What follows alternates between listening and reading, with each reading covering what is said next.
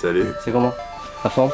Pas tranquille? Tu vas bien? Ça va bien. J'ouvre même plus les yeux, je m'en donne pas la peine. J'suis dans l'époque pixel, je reçois pas l'appel. C'est le brillant derrière moi, je me sens pas l'asphalte. J'suis bloqué dans un laps de temps, la lumière reste morne. Même devant des Insta pass, je reste morte. J'suis sous 4 litres, mon âme style. Visage pâli, fuck les paillettes. Plusieurs palettes, mon âme style.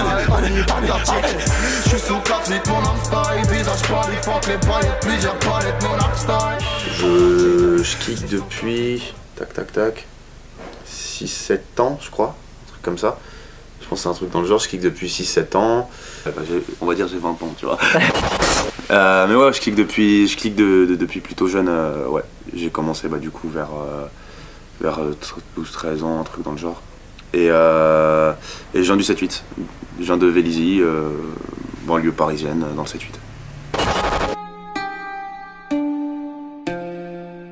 Oni, c'est dans la culture japonaise. C'est des démons japonais en fait, c'est des représentations. C'est très souvent représenté sous forme de masque.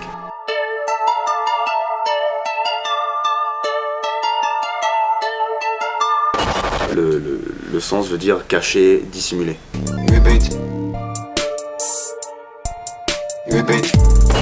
J'ai rencontré Herman suite à la collaboration avec le collectif Artichaut Record. Au début ça s'est passé comment? Je cherchais des prods et du coup t'as Léo qui m'a dit tiens j'ai un beatmaker, je t'envoie ses prods et j'ai pas du tout aimé ce qu'il faisait à la base.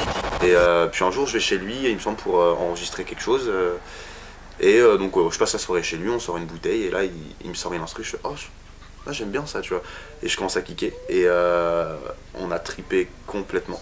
On a vu en travaillant ensemble sur un premier truc qu'en fait on avait je trouve que c'est très important avec ton beatmaker, si t'as un beatmaker attitré, je veux dire, d'avoir comment dire cette fibre que ça passe nickel, que ça passe vite en fait. J'utilisais des vieux mots ou des vieilles expressions ou des signes, tu vois, ou même des sons et il comprenait direct. C'est intuitif, tu vois, ça se passe.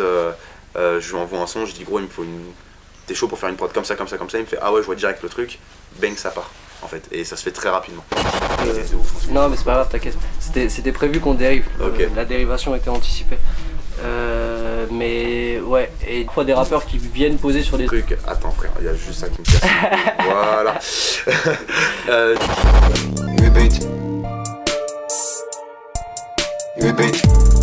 Ça se travaille énormément au feeling en fait, c'est-à-dire que c'est ça que j'ai vraiment aimé déjà de base dans le collectif, c'est que c'est très humain. Ça se travaille selon les besoins de chacun on va dire et ça se respecte énormément dans ces besoins-là en fait. Il y a aussi une partie événementielle qui organise les artistes au mic.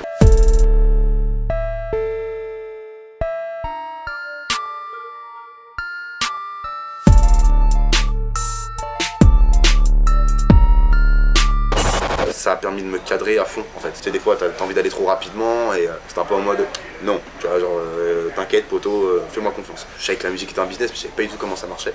Et du coup ça a marché comme ça m'a professionnalisé, ça m'a permis de me construire même artistiquement, même si on parle juste artistiquement, ça m'a fait avancer de fou.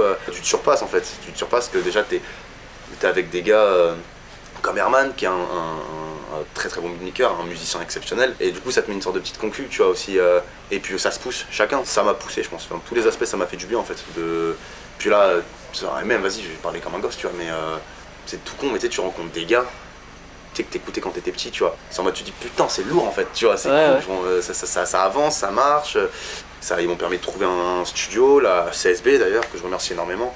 Gros big up à Clément qui a mixé et masterisé le P, donc ça m'a apporté plein de trucs sur tous les aspects. Tendance à parler tout seul, comme si je priais pour qu'on m'entende. Mais tout le monde rappe maintenant. Il y a toujours un mec en soirée qui sait freestyle. Ouais. Tu vois. Et ça. Quand j'ai... Bonjour. Bonjour. Allez-y. Yeah, no problem, go to the bathroom. On est dans un game dans cette histoire, c'est assez... Mais ouais, je me suis entraîné, quand j'ai commencé à rapper, il n'y avait pas du tout encore cette giga démocratisation du peur vers 2011, 2010, tu vois, genre moi j'avoue j'ai commencé à kiffer le rap quand le rap a commencé à revenir en force. J'étais pas là pendant le creux 2000 jusqu'à 2009, tu vois, j'étais pas là pendant cette période. Du coup j'ai pas du tout baigné moi à la base dans même le rap old school ou quoi que ce soit, tu vois, donc j'ai dû m'y mettre. Moi j'ai commencé à kicker, j'ai commencé à kiffer. Je me suis dit c'est qu'on prend les bases, tu vois, que enfin tu sais il y a forcément des bases, faut t'en inspirer même pour toi, artistiquement, humainement, évoluer, tu vois. T'as 13 piges, t'écoutes des mecs comme Oxmo, Tu sais, bon, tu manges une claque, mais ouais, waouh, j'ai rien compris. Tu vois, genre tu comprends rien. Et tu sais, faut se contextualiser. Si t'écoutes du rap et que t'es de ma génération, ce qui t'a le plus marqué, ça va être Westside de Booba, ça va être La Fouine, ça va être Rof, ça va être Cynic. Tu vois, si t'as écouté du rap à l'ancienne, si t'as écouté du rap jeune, tu vois, maintenant, ça va être du Nekfeu. Ça va être du Nino, et c'est pas une honte, tu vois, du tout, c'est des très très bons artistes en fait. Il y a beaucoup ce truc de ouais, toi t'écoutes du rap depuis nanana, moi j'écoutais du rap, moi j'écoutais déjà ça, nanana. Ça je trouve ça archi dommage en vrai. Il y a eu beaucoup cette phrase à un moment quand Feu a pété, ouais, toi t'écoutes du rap depuis Nekfeu. Ouais, mais c'est du bon rap donc on s'en bat les couilles, tu vois. Si c'est pas nous, c'est taille. Dans des remèdes, dans des failles. Zéro bonheur, nique mon cas. Je voulais vraiment créer un truc, tu vois, je voulais vraiment créer un univers. Et je me suis dit, bah vas-y, base-toi sur un truc que tu connais, on va dire, et essaye pas de t'appuyer dessus sans faire un cliché, tu vois. Je voulais pas que ça rentre trop dans le cliché japonais où je parle que de manga et tout, c'est rincé ça, tu vois, je trouve. J'adore les mangas et toute la pop culture en fait, mais c'est aussi dans la mythologie, dans la littérature, dans la musique, et du coup le dessin aussi évidemment. Et du coup je me suis inspiré de tout ça, on va dire. Ce qui m'a inspiré c'est Nujabes aussi, qui est un artiste hip-hop. C'est un mec super connu en fait, qui a un peu révolutionné, un peu, je sais pas sur ce que c'est le lo-fi hip-hop. C'est un hip-hop en mode, tu fais avec des sons anciens, avec des bruits de vinyle, avec des trucs, enfin bref. Tout l'univers japonais, ça m'a servi de base. Après, dans la musicalité, il y a du peura, évidemment. Il y a de la funk, il y a du jazz. T'improvises sur 3 accords de guitare et je sais pas quel style ça, tu vois, mais il y a de ça, tu vois. Fiable, mi à mort, c'est si facile à dire. Aimer, c'est des syllabes, si rapide à baiser. Hey. Fiable, mi à mort, c'est si facile à dire. Aimer, c'est des syllabes, si rapide à baiser.